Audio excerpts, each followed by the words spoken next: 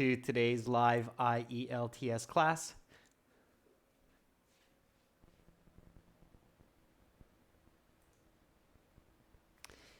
Hello students, welcome to today's live IELTS class. My name is Adrian and I will be your teacher for this class. I'm broadcasting to you live from beautiful Budapest, Central Europe.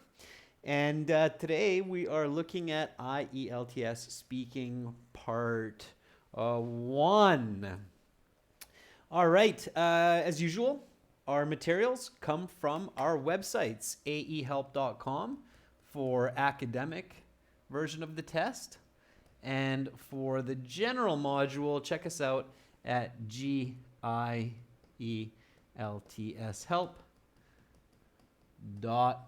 On both of those websites, we have over 100 hours of videos, 6 original practice exams with full audio, even for the reading and speaking section. And we have a fully interactive course with lots of strategies and tips. So this is the academic. Click the red button to join there. This is the general with the green background. Click the red button to join there. Hi, Amrit. Hi, Preeti. Good to see some members in on time. That's great. Hello, everyone else who's joining in. Okay, so students, if you have questions about the exam or about our products, don't be shy. Send us an email. My email is Adrian, A-D-R-I-A-N, at aehelp.com. Hi, Kesey. Hi, Harminder. Good to see some more members. All right, so today, again, speaking part 1. Tomorrow, we will have a members chat class. We will be finishing task 2. That we started yesterday. So if you were in yesterday's class, members, make sure to join tomorrow so you get to see the finish on that essay. And then we will have speaking part 3 for everyone. On the 24th, some reading and listening, and on the 25th, more speaking and more reading. Okay, let's take a look at some of today's questions. Hi, Sushil. Hi, Kyber. Hi, Minda. Thank you for the salutations. Okay, students. So, IELTS speaking, it's testing your ability to use English and to use it well, to communicate effectively. So, 2 ways to get high band scores in the exam and in the speaking, of course. 1, improve your English, learn new words, learn better grammar. And 2, improve your communication. Learn to answer questions accurately and completely. The best, of course, is to improve both and then combine. So learn to focus on improving vocabulary and grammar. Learn to focus on improving communication. Put the 2 together and you will do great. Hi, Patricio. All right. So again, just as a first tip, and it's important to think about your improvement in this way. So tip number 1, improve your English. It means add vocabulary and grammar. And 2, improve your communication.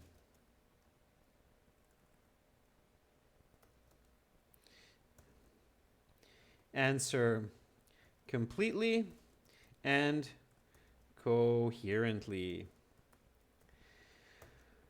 All right, so today we'll focus more on communication, so ways to communicate clearly. And let's talk a little bit about emphasis, okay? So the earliest, I'm going to tell you a couple of interesting points about communication here, and then we will get into these questions.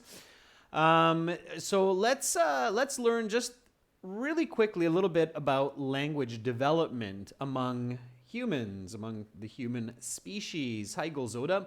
The earliest communication of language among humans, what do you think it was used for? So what do you think humans used the first words? So what were the first words thousands and thousands of years ago with our ancestors? So let's jump back like 50,000 years. I think that's what some scientists believe. That's where language first started. So what do you think people used language for in the very beginning, 50,000 years ago? Yeah. Okay, so in Cyrillic, a warning like, hey, the saber-toothed tiger is coming to attack, get out of the way. But in much simpler way, like, ooh, ooh, right? Or Sushil says maybe just some shouting, like, ah, ah, ah, ah, ah. Yeah, sure. We're going back even further, Amrit, than Hebrew or Arami. Okay, so we're going back like way, way back. Okay. Sushila says to call to each other for hunting. Yeah, so you have some good ideas there. Absolutely. So first language was for survival.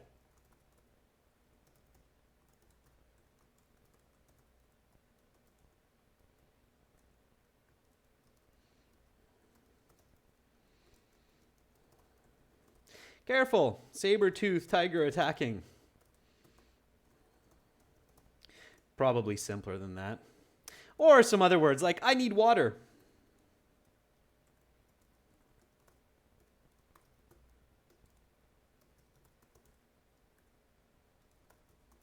Yeah, those were probably our first parts of language, okay? Now, students, this is a speaking class, and we are going to focus on speaking part 1. Don't worry, I'm not going to go into the etymology and history of all language here. Just going to give you some advice to get you thinking in the right way when you speak for the exam and for good communication. So make sure you repeat me, okay?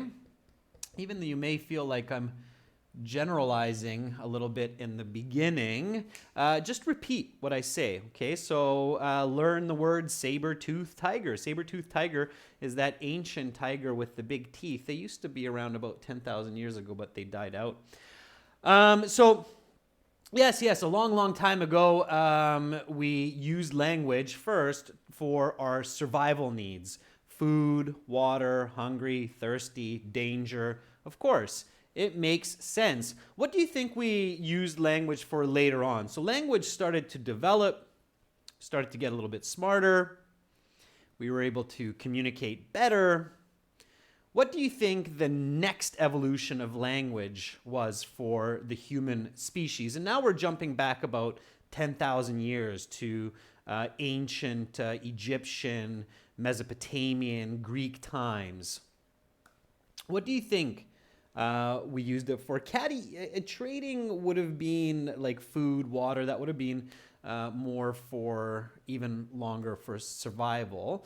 But eventually, after we got good at communicating for survival, Kisi says to express demands. So that would still be more in the world of survival.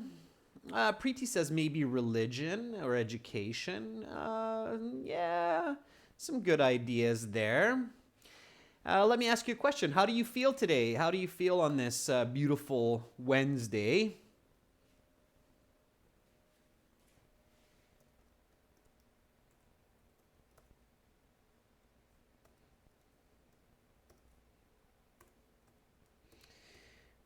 What is your mood like today? It's a bit rainy in my part of the world, so a lot of people I think are a little bit depressed here. Yeah, Tina, that's right. To show their emotions. So people started to develop language for emotions. Yeah, so next language developed to express emotions. Like, oh, I'm sad. Right? Don, don, don. I feel happy. Okay. I'm angry. So instead of just grunting and growling or smiling with our big teeth or going, "Arr," we were actually able to express ourselves a little bit more intelligently. And instead of going or to our friend, we could say, I'm a little bit upset with you or I'm angry with you because you lost my favorite stone knife or my favorite spear. You broke it on the last mammoth hunt. So we started to express emotions towards each other, right? Our feelings. Great. We're getting more complicated. Fantastic. Okay. And then we got even smarter. So time moved forward. We communicated a lot with each other. We realized that we need even more language, more words, and we can speak even more intelligently with each other. What do you think the next evolution of language was, which we are at today, so in modern times? So finally, language developed to express, what do you think it was? We can express our feelings. We can express what we need, right? So I need some water. I'm a little bit upset that we don't have any, right? So what do you think happened next? Okay. Let me give you a hint. You might be able to guess. So I can go to my friend, and let's say that my friend accidentally lost my favorite knife. Okay. Then I can say, I'm upset, I'm angry, or I'm furious. What's the difference? What is the difference between telling my friend that I'm upset, I'm angry, and I'm furious that you lost my favorite knife? So what is the difference? I'm expressing emotions. It's the same emotion, and Cillian Wang says the magnitude of the emotion is changing. The level of what I'm expressing has changed. Yeah, another way to say it, starts with an E, is the emphasis of language, okay?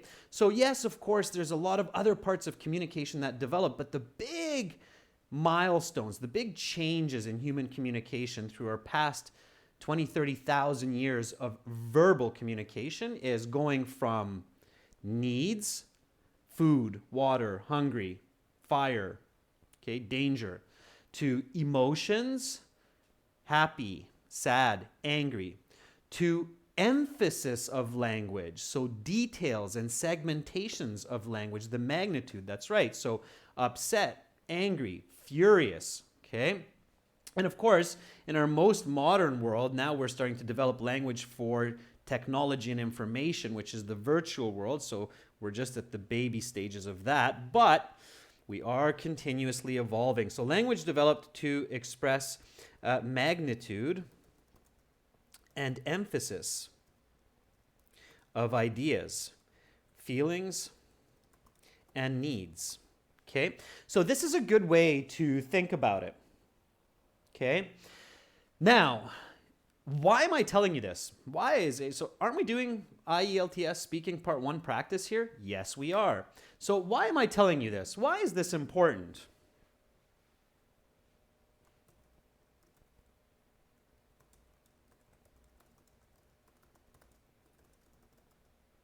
Why is this information important for the IELTS exam? What's my logic for going into such details?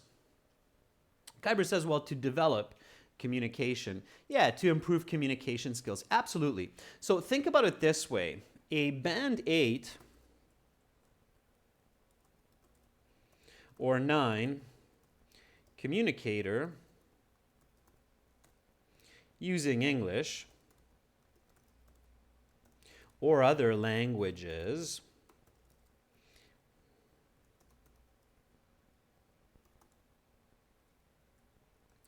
has very good, and this is the band description, okay? I'm not making up this word here. If you look at your IELTS band descriptors, a Band 8 in the IELTS means a very good user of English, okay? A Band 9 means a an expert user. That's actually what it says. If you go to ielts.org and you look at the band score descriptions, it will say that a band 9 user is an expert user that not only has accurate grammar vocabulary, but has great command of the English language in many areas of knowledge or information. Okay? So, a band 8 or 9 communicator using English has very good or expert command of language. This means that they can not only express what they think or feel, but they can do it with great accuracy, using appropriate vocabulary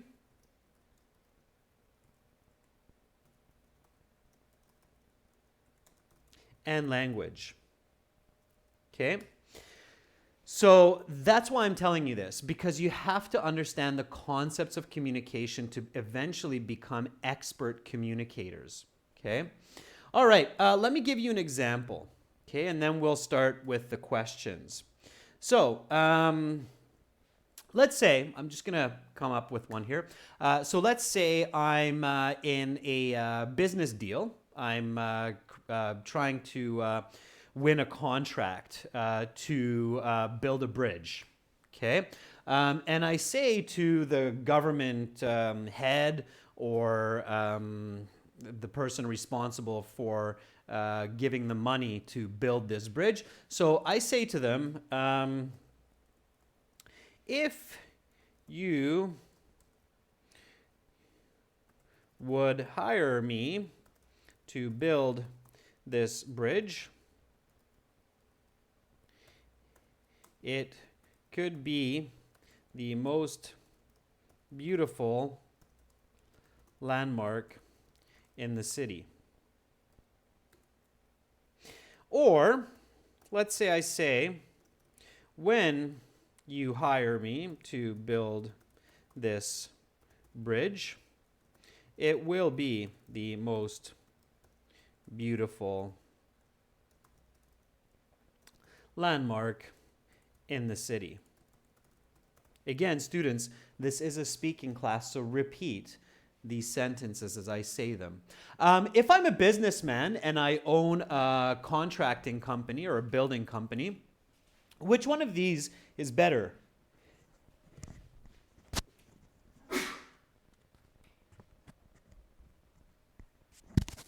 So is my first sentence, is this sentence better to win the contract, or is this sentence better to win the contract, my second sentence?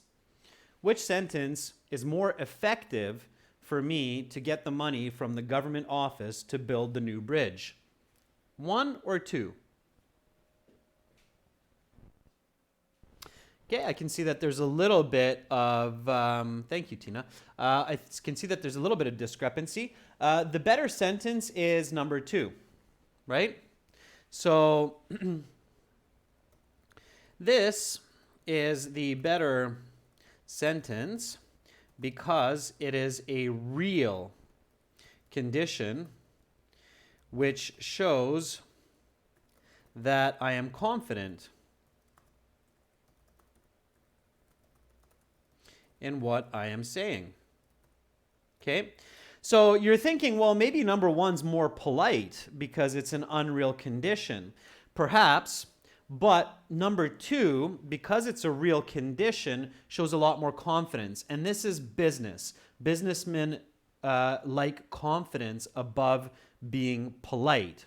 So in a situation where I believe in what I'm doing, and I believe that it is reality and not just my imagination or not just something that I want, then I express it with confidence, okay?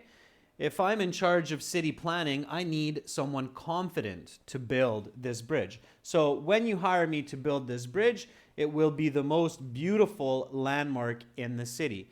This is a real condition, it's more effective. So as an effective communicator, I should always choose real conditions when I'm talking about real situations. Okay, so that's an example of controlling grammar in your communication to express exactly what you want to say to achieve the goals that you want to achieve.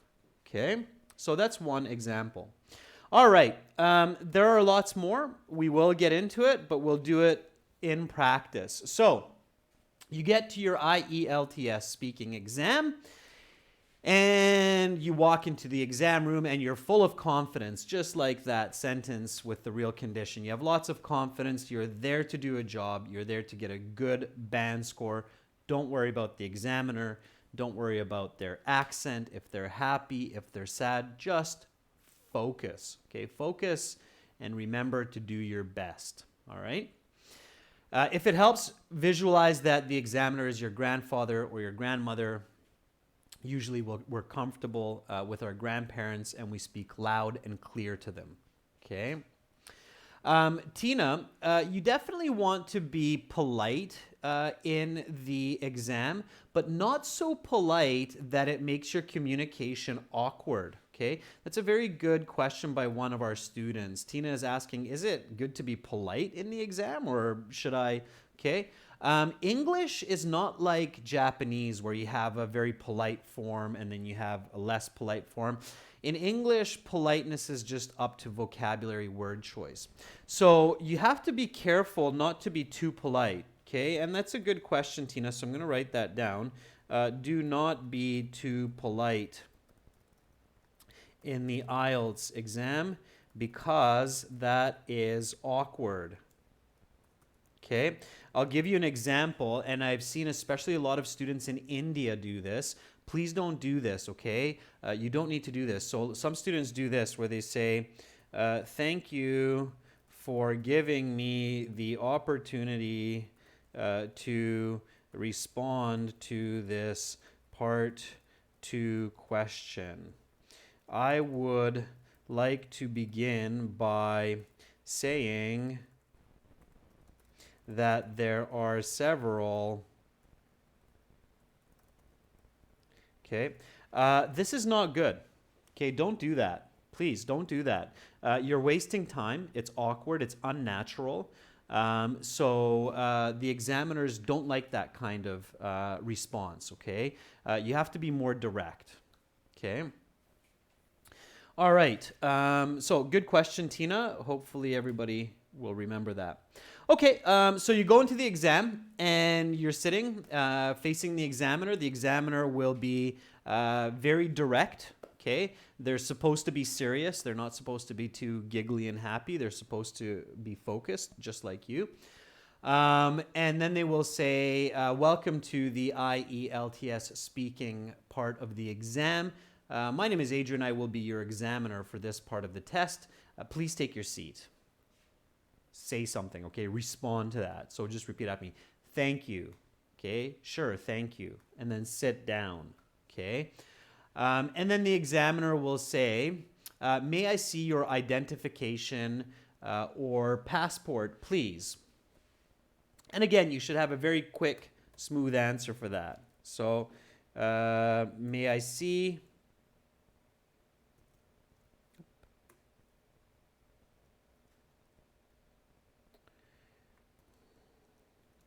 May I see your passport, please? Okay, and your answer should be, Kyber says, most certainly, please have a look. Okay, repeat these after me, students. So, most certainly, please have a look. Okay. Tina says, yes, sure, here you are. Please take a look. Yeah, that works. For Dobbs, says, certainly, have a look. Yeah, and again, for Dobbs, it's not as polite as saying, please have a look, but there's no problem saying, certainly, have a look. You don't have to be, especially if you're not, much younger than the examiner. Just speak clearly to them, certainly, have a look. Yes, sure is a little bit too colloquial, so you should, so this is where you kind of have to find that happy middle ground. Yes, sure is a bit too slangish. It's something that I would say to my good friend, but not something I would say to a stranger, especially an examiner. So I would say something like, yes, sure, please take a look. Or yes, sure, here you are, okay? Yes, sure is a little bit too short. It's a little bit too direct. So add just a bit more. All right. And then the examiner will take that passport. They'll look at it. They'll look at you. They'll look at it. They'll look at you. They'll look at it. They'll look at you. They want to make sure that you are who you say you are, not a doppelganger. Doppelganger means a look-alike. Sometimes people have done that in the exam. And then they will ask, what is your full name? They're matching your name with what you have in your passport. So please say your name the same way as in the passport. Don't say it differently. Otherwise, they'll kind of go, oh, are you really you?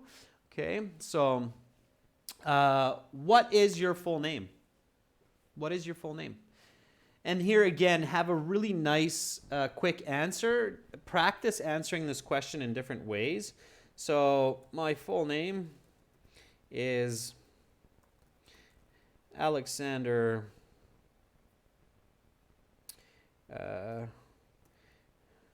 Mackenzie. I just made that up.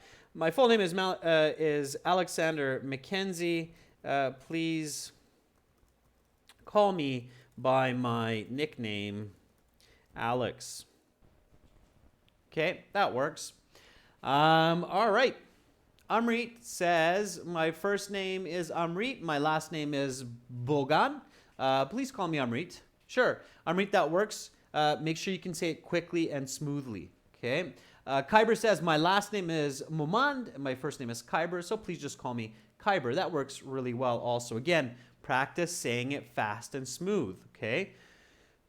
Preeti says, my surname is Sina. My given name is Preeti. You can just call me Preeti. There's a missing can there. Golzoda says, my full name is Golzoda Suyanova. You can call me by my nickname, which is Guli. Golzoda, I would say which is, not it is. I would say which is Guli. Okay, a little bit better. And you're using an adjective clause, right? Okay, let's take one more. Nuyet Ho says, my full name is Ho Thiemin Nuyet. Please call me Nuyet. Hope I'm kind of pronouncing that okay. I have a little bit of difficulty with Vietnamese names. All right, fantastic. And then you have a couple more icebreaker questions.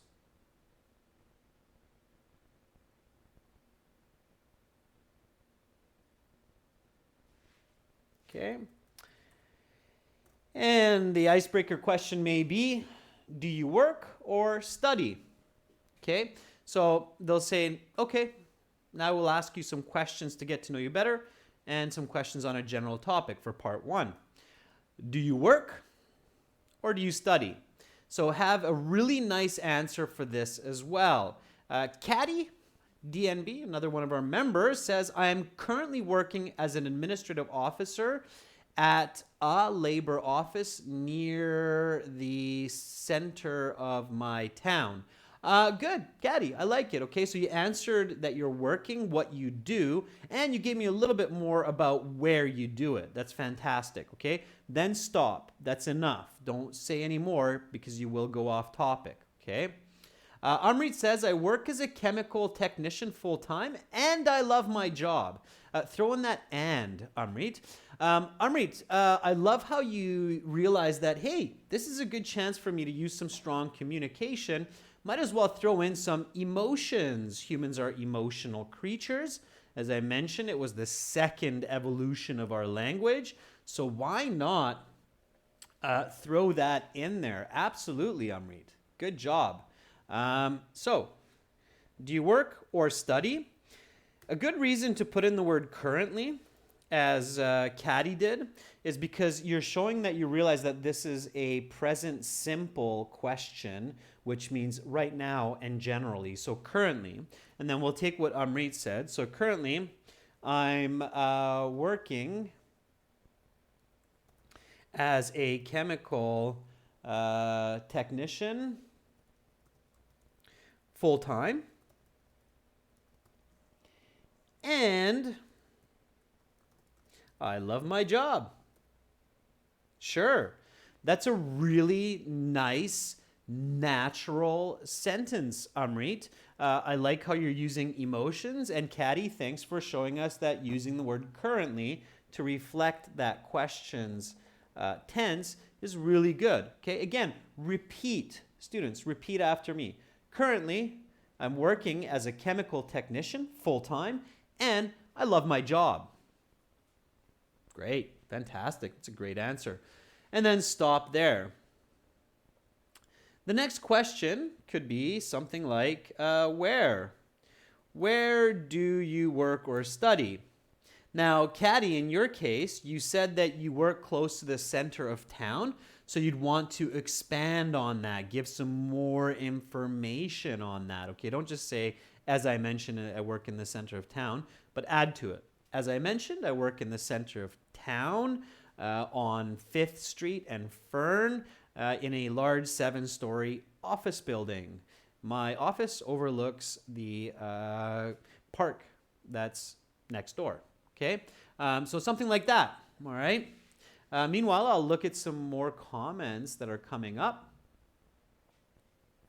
Panky Ram says, I have completed my graduation. Recently, I'm studying English to improve my speaking, reading, writing, listening skills as I'm planning to move to another country. Punky Ram, careful with the second half of that response, okay? For Doves, answering the current question, I have been working as an account manager for 5 years, and I'm planning to earn my master's degree. That's why I'm here today. Okay, so that is answering the last question for Doves. Sure. Okay. Amrit Bogan says, I work in a scientific, Amrit, I'm going to simplify that. I work in a science lab. So Amrit, you're saying, I work in a scientific laboratory.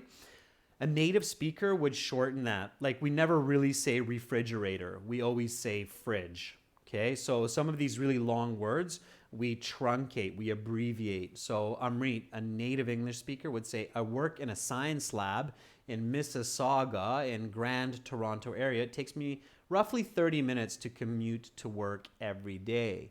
Okay, sure, that works. Golzoda says, I work at a school which is located near my apartment. Golzoda, how far is it from your apartment? Use a little bit of quantitative language. Okay, use numbers. That's also in the evolution of our communication. So when you say near your apartment, do you mean 2 kilometers, 5 kilometers, 10 blocks, 2 blocks? How close is it? Okay, so I am working at, I'm just going to make this up, Eagle Secondary School, not far from my flat. It takes me roughly 15 minutes or a quarter of an hour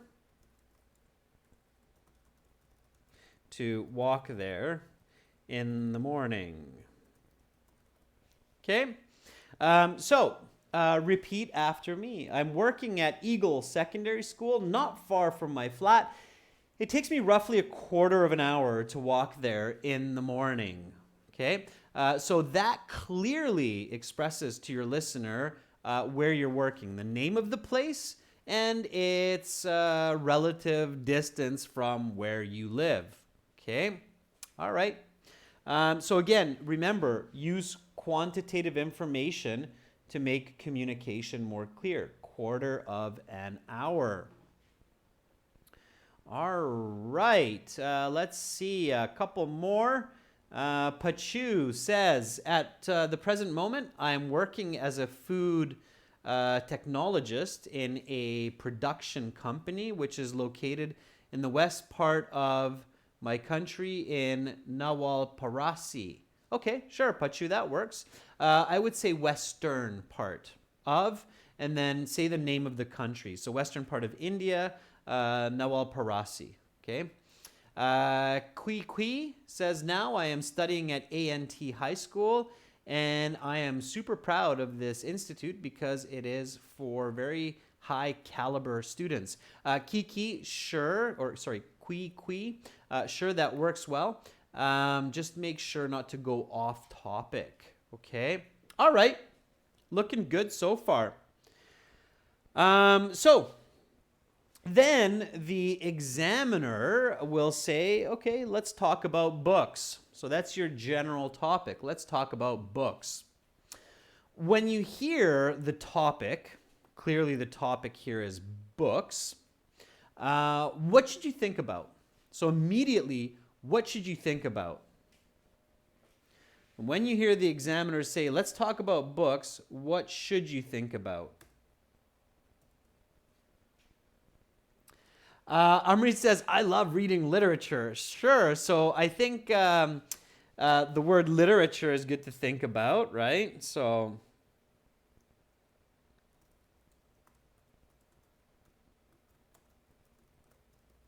literature, sure. Mariko, we don't say imagine books or imagine, or maybe you're saying visualize, like picture books. Yeah, visualize it. Novels, author, yeah. So you should be collecting some useful vocabulary right away in your mind as soon as you hear books. Okay, literature, novel, author. Science fiction, asalia, ege, very good. Yeah, science fiction or fiction.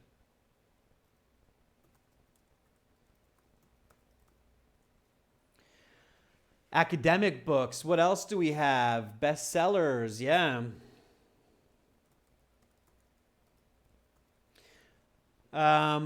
Fantasy. Sure. Biography. History. Right?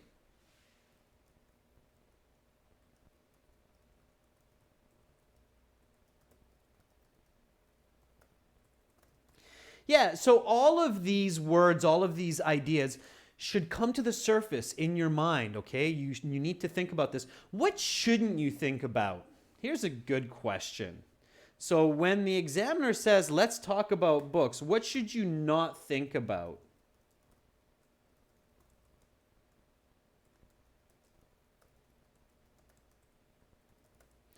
You might think, yeah, that's kind of a weird one, Adrian. Why did you just ask me that? But what shouldn't you think about? And you'll see the logic or the reason to my madness. What should you not think about when you get asked this or you hear this topic? Let's talk about books. Okay, Udip, very good. Isn't my kind of thing, but yeah, exactly. So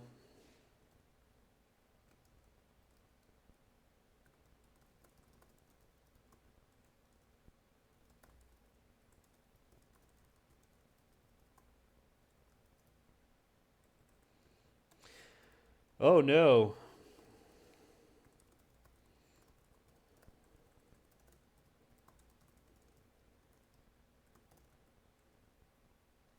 I don't care about books and I haven't read one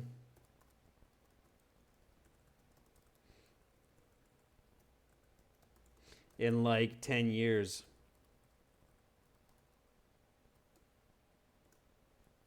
Okay. So that's what you should not think about. Part one, you can't predict what it's going to be about. So you don't know if it's going to be about books, poetry, art, sports, cooking. Part one can be a clothing. Part one can be about a lot of different topics. You might be lucky and get one that you're really interested in. You might be unlucky and get one that you're really not interested in. In either case, it's an exam. You're there to do a good job. Be confident. Stay positive. If you don't like books, who cares? Imagine that you like books. Remember the last time you read a book, even if it was 10 years ago, and use that information, okay? All Summer says, I think we can combine books with a movie that is a book. Absolutely. So Think about movies that are most likely books. Most of them are. You can even present a movie like it's a book. So instead of saying, well, I watched a movie last week called Endgame, which is a superhero film, just turn it into a book. I read a book last week called Endgame, which is full of heroes and heroines fighting to save the universe. So make it into a book. Absolutely. Okay. All right. So then the examiner will ask you the first question. How often do you read a book? Okay. Give me some nice answers for this one, students. How often do you read a book? Okay. Obviously, looking for adverb of frequency. Always, frequently, often, usually, sometimes, rarely, seldomly, never. This is the vocabulary you need to use for this type of question. Okay. So give me some good answers for that. Okay.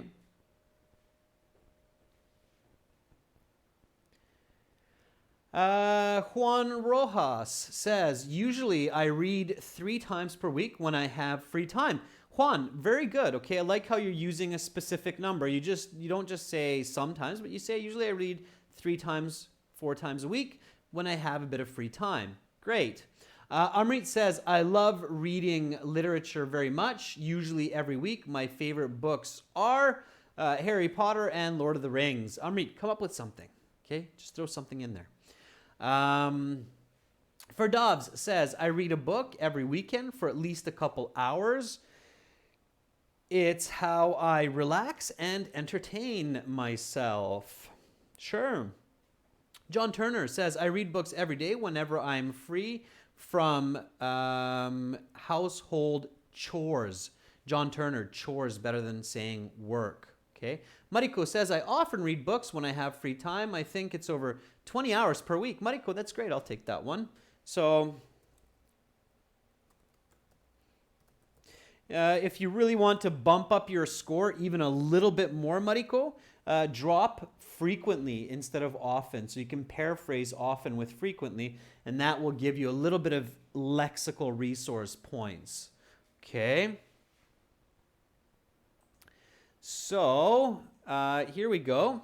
I frequently read books, especially science fiction. I'd say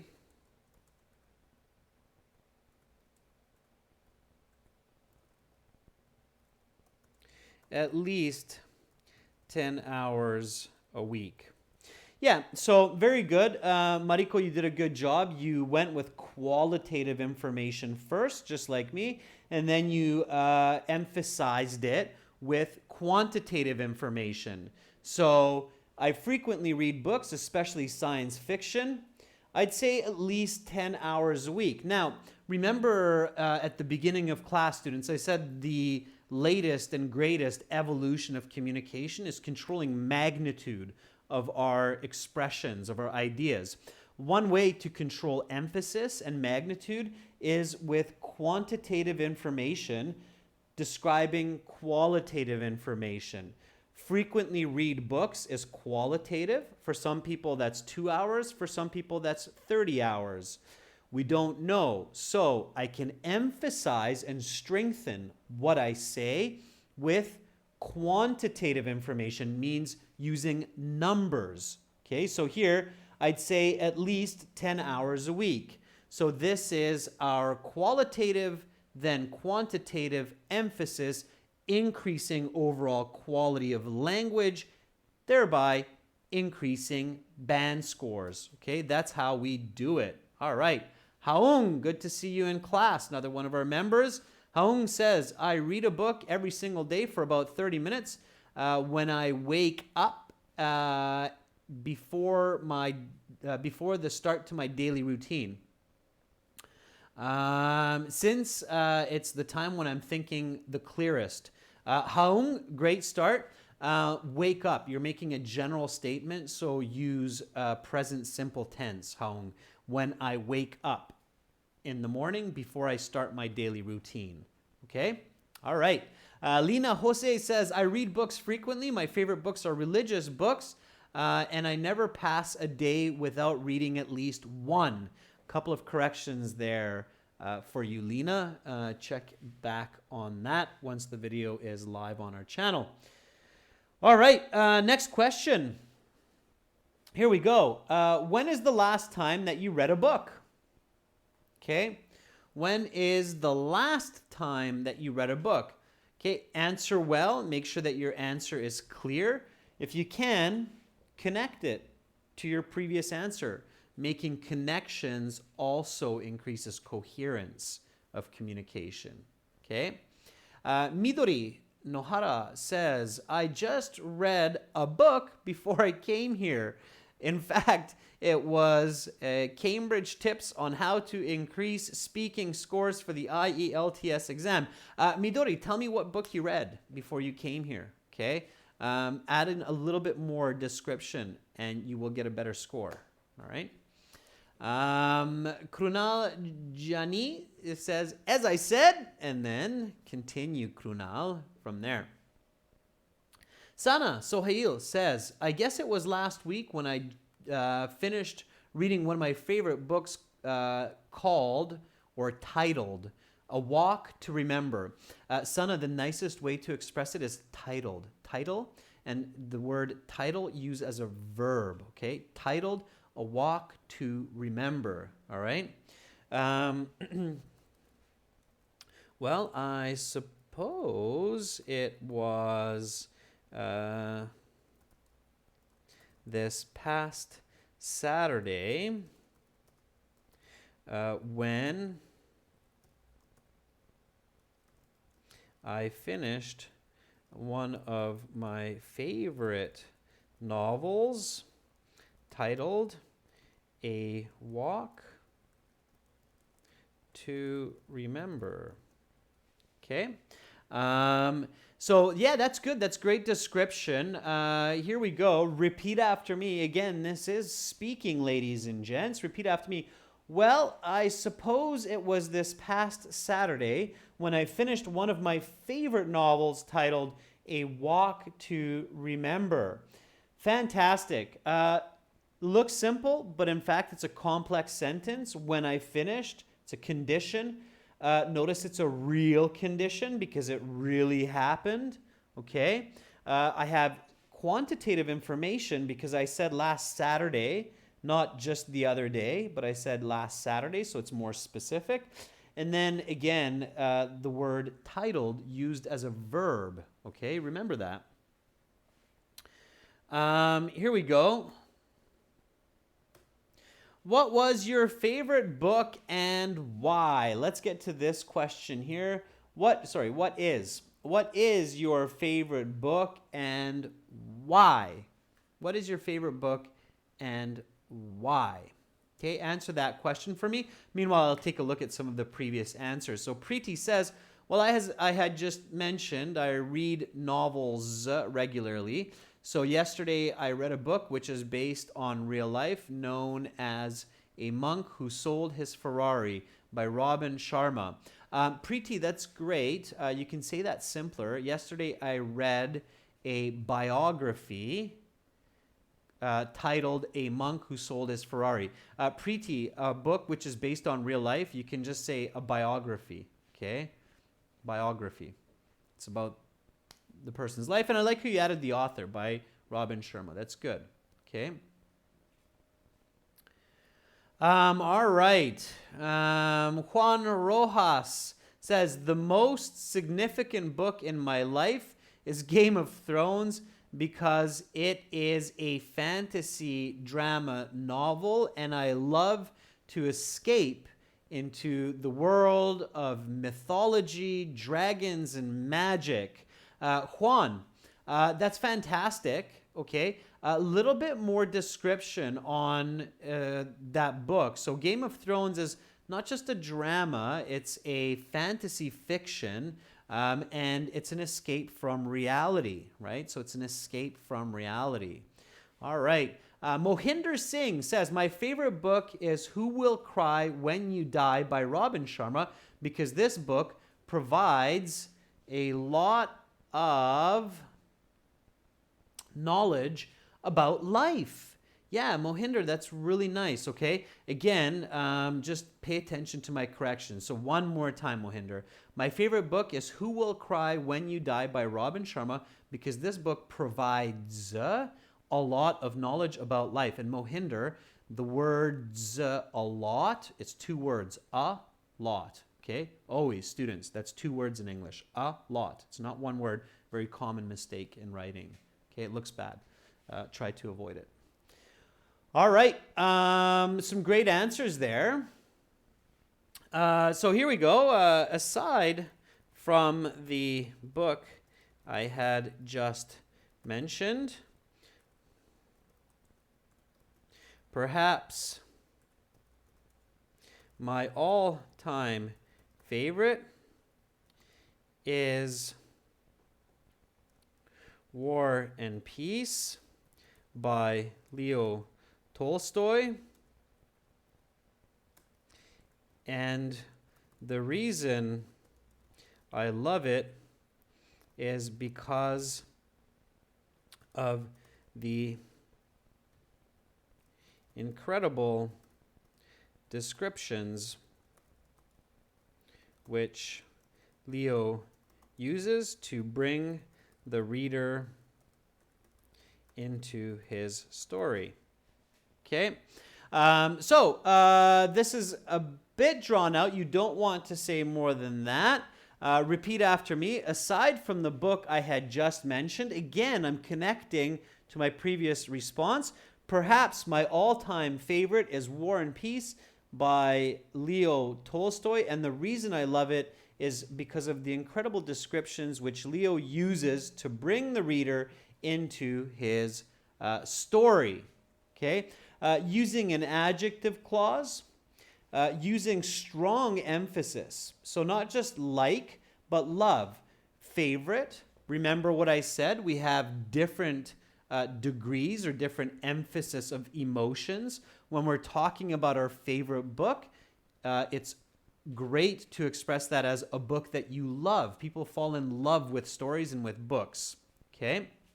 So use the right degree of emphasis. If you say, I like, it's okay, but it's not going to be as clear and as strong to this question, favorite. So this is, again, controlling the emphasis of your response.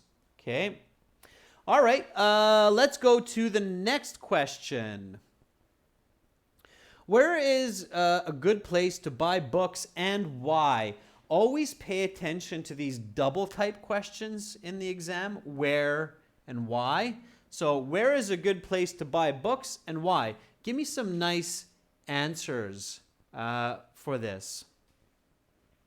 Okay, give me some nice answers for this. So where is a good place to buy a book and why? Bharat Chowdhury says, I know a bookstore in my locality, which is only 2 miles from where I live, and it has all kinds of books for children as well as adults. That's an okay answer, but give me the name of the bookstore. What's the name of the bookstore? Okay, 3K Sec says, aside from bookshops, education centers provide various types of books. The reason is that the book is key to education. Okay, that's a bit awkward. It's a little bit off mark for that question. John says, a good place to buy a book is from a museum because I go to my local museum for buying books. They provide some discounts. Okay, John, good answer. Just improve the grammar. So a good place to buy books is at my local museum because I get discounts there and they are usually in very good shape. Okay. I often buy, so this is Rathod. Rathod says, I often buy many books from different platforms, especially online, Amazon is a great place to buy books. I was wondering when that would come up. Because it's easily accessible and many books are available at a great price. Absolutely. Okay.